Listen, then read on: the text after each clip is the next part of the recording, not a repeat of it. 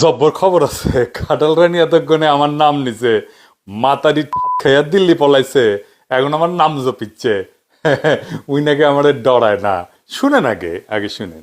বঙ্গবন্ধু ভবন তো তারা একবার পোড়ালো, তারপরে ভাঙলো, আগুন দিছিল কিন্তু বিএনপির লোক এবং এরা কয়েকজন মিলে, আর তারপর বুলডোজার দিয়ে ভাঙলো।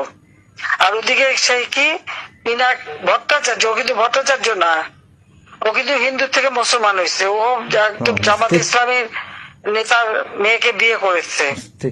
ও এখন ও ভট্টাচার্য লেখে কিভাবে? ও তো ধর্মান্তর হয়ে গেছে। ওইটা তো এটা তো কোনো আশা নাই, কোনো মিডিয়াতে জানতে হবে তাই সোর্সটা। না কেন, ওর শ্বশুর বাড়ি, ওর শ্বশুর বাড়ি তো মানসিক, যতদূর সম্ভব বোধহয় ত্রিশাল বা ইয়ে টাঙ্গাইলে না,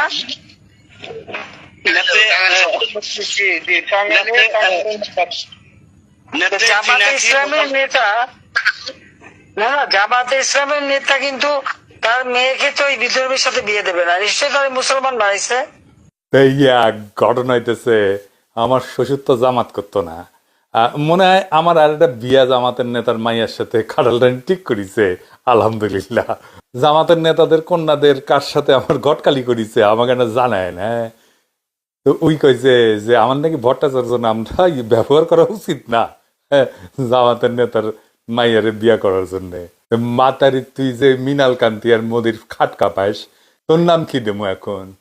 মাতারি বেশি বাড়িস না, তোর ঘেটি ধরে তুলে নিয়ে আসবো একেবারে। এবার বুঝেছেন তো হাসিনা সবচেয়ে বেশি প্যারা দিছে কে? কেউ যদি আমারে কয় তুই কোন তোরে কে পুষে, উত্তর পাইছি এখন বুঝছাও। আমারে এখন সার ডাকবা।